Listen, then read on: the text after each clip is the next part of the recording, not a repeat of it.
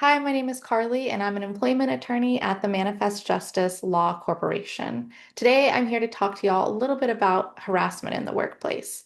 Did you know that there are two different types of workplace harassment? The first is called hostile work environment, and the second is called quid pro quo harassment. Do you know the difference? Hostile work environment harassment is when the harassment is so pervasive, severe, continuous, ongoing that it creates an entire hostile work environment for the company, period. Then there's quid pro quo harassment, and that harassment is basically saying if you do not accept, succumb to, ignore, or, give into these harassing comments, then you don't have a job, then you won't get promoted, then X, Y, and Z. So quid pro quo harassment is when some kind of job employment decision is connected to and based on the harassment. Hostile work environment harassment is just when the harassment is so continuous and ongoing and severe and pervasive that it's just fucking up the whole work environment. That's not the same thing as when the harassment is connected to an employment decision. Today, we're going to focus purely on hostile work environment harassment because that's a little bit more complex and it isn't as clearly defined, so it can be harder to recognize. In California, understanding the requirements under FEMA is crucial, though. It's essential to being able to bring a harassment claim. There are five basic elements that a person must meet or be able to prove in order to bring a successful hostile work harassment claim. Okay, so the five categories you have to have a harmed person, you have to have harassment, you have to have harassment that's connected to a protected class, there must be some form of complicity from the employer, and the grievances must be filed within a certain amount of time. So let's go through those five elements step by step. Okay, the first element that we need to prove to bring a valid hostile work environment workplace claim is that there was a harmed person. So the harmed person, they can be a volunteer, an applicant, a full-on employee, they can be a contractor, they can be a visitor, a guest, they could be working full-time, part-time, they could, again, just be shadowing for the day, but it's going to be someone who has some form of a working relationship with the employer. That's it. The harmed person just has some form of a working relationship with the employer. And you don't have to be a paid employee. You can be a volunteer, you can be an intern, paid or unpaid. You can have, it can be your first day, or you can have just been an applicant and never even hired. But you have to have some form of a working relationship with the employer. The second element is that harassment has to be so severe, frequent, pervasive, or ongoing that it creates an environment that is hostile or intimidating or offensive. That it creates a work environment that is offensive or hostile or intimidating or oppressive or abusive. So it has to be pretty severe harassment. So we had the harmed person, that's the first element. The second element and third element, those involve harassment and that it must be related to a protected class. So the second element, you have to prove that there was harassment. And here with hostile work environment, the harassment experience has to be so frequent or severe or pervasive or ongoing, continuous, that it creates a hostile or intimidating or offensive, abusive or oppressive work environment. That harassment also, the third element, that harassment must also be tied to the harmed person's protected class. So there we go back to a protected class are a set of demographics that the courts have established we are not allowed to discriminate against a person for. So the harassment that a person is experiencing must be related to your age, your race, your gender, your sex, your sexual orientation, your marital status, your ability, your nation of origin, etc. You can't just have someone harassing you about your ugly shoes unless you can connect the fact that they are harassing you about your ugly shoes because you're a woman or because you're a disabled person who has to wear potentially like medically customized shoes, perhaps. It has to be connected to, the harassment must be connected to a specific demographic. So a female healthcare worker whose colleague continues to email her sexual jokes or explicit pictures, that right there, even if it just happens once, that could create a hostile work environment. So we talked about the first element, which was that you have to have a harmed person. The second element is that you have to have had some kind of harassment. Third element is that the harassment must have been connected to the harmed person's protected class. And the fourth element is complicity or scope of employment. Okay, so within that fourth element of complicity and scope, you have to, in order to file a valid claim, you have to have evidence that shows that the harassment occurred within the scope of employment. So how do you show that something happened within the scope of employment? You show that it happened during the workday or during work activities. Perhaps it happened during a work event, even if it was on campus or off campus, whether you're working remotely or in person. It has to just be around some kind of like work interaction, activity, event, etc.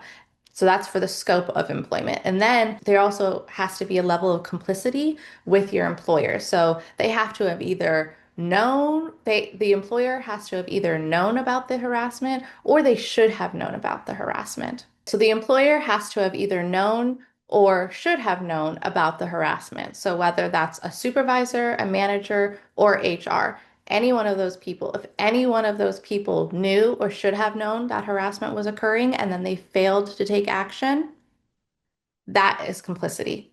So saving email, saving documentation, and reporting when something happens is very, very important. Okay, there has to be some form of complicity with the employer. They have to have known, they have to have been alerted about the harassment and then given an opportunity to correct it. And they either failed to correct it or again, they just shoved their heads in the sand and failed to even acknowledge that it was going on.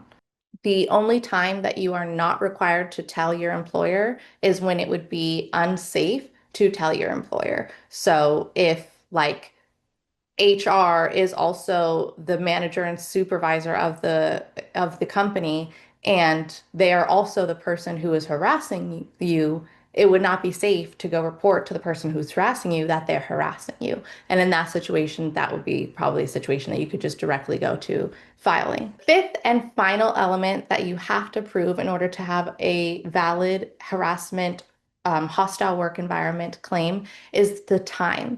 Similar to a discrimination claim, you have to file your grievance within 3 years of the harassment. You have to file your claim within 3 years of when the harassment occurred. Really, really important that you document everything and then speak to a lawyer as soon as possible if you have experienced or fear you may have experienced harassment in the workplace. So this is a lot of elements. We've got the harmed person harassment that occurred, that the harassment was tied to a protected category, that the harassment occurred within the scope of employment, and that the employers were aware that the harassment occurred and either failed to interject or reasonably should have known and failed to interject. And then you have to file your claims within a certain amount of time, 3 years. So those are the five elements. But that can sound a little abstract. So I just want to ground us in an actual example. Let's say that there was a healthcare worker, just to give love and more shout outs to our healthcare workers who don't get enough love in our society, especially in this day and age.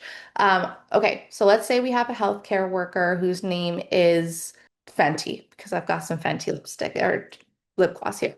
So Fenty, the healthcare worker, they are receiving multiple explicit emails from a colleague. And sometimes it's just crude jokes, sometimes they're memes, sometimes there's like YouTube videos. And this colleague thinks that it is so funny and that you two are the best of friends, you, Fenty and Kirkland. So Fenty does what's needed. They document all of these emails. They print them out at home. They send them to their personal email so they have copies and they have secured their copies of the documentation. Fenty did what needed to be done. They documented all of these emails by sending all of those work emails to their personal email. And then once they got home, they printed out those work emails from the personal email on their personal computer at home. Then Fenty scheduled an appointment with her supervisor. And when Fenty and the supervisor met, Fenty was like, boom, here you go. Here's all this evidence. And they showed the supervisor all of the printed emails from the harassing colleague. Now, this meets. And this all happens within the 3 years of it beginning. So now Fenty has met the elements. Fenty was harmed by Kirkland, her colleague, who's sending messed up sexual emails and pictures, which is clearly because Fenty is a woman and Kirkland is a man, and they think that they can sexually harass because she's a woman. So there we have a protected class. And Fenty saved all of her emails, and they were happening on her work email. So we've got it within the scope of employment. And then she has complicity because she got those emails, printed them out, showed her supervisor in that meeting that she had with the supervisor, and she did it within the first 3 years that it started happening. So right there, Fenty has a claim. She was a healthcare worker. She was harassed by her colleague when they sent her some crude images and emails. Those crude images and emails didn't go out to all the male colleagues. They just happened to her. And she told the employer, she printed them out. Those emails happened during the workday repeatedly. And the supervisor failed to do anything and to intervene. They basically just told her, go back to work, calm down, take a joke. And Fenty alerted her employer within the 3 years, and now she's calling an attorney.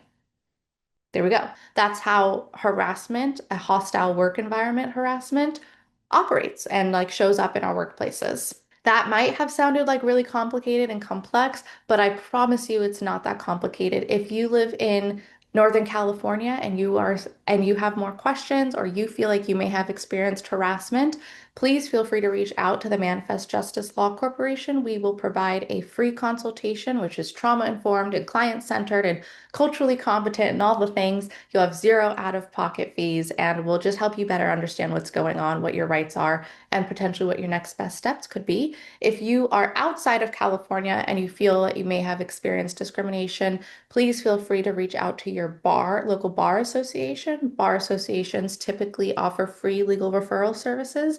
And if not, then you can still call them, tell them what's going on, and they'll usually be able to point you in the right direction to get you started to find an attorney. I just want y'all to remember this may have, again, sounded very abstract. Hopefully the example helped, but really, truly, knowledge is power. Understanding the context, understanding protected classes, understanding the elements of what's required in order to have a valid claim can help empower you to understand your rights at work and defend yourself if anything bad ever happens. Hopefully, this information helps you all move with a little bit more confidence in your workplaces.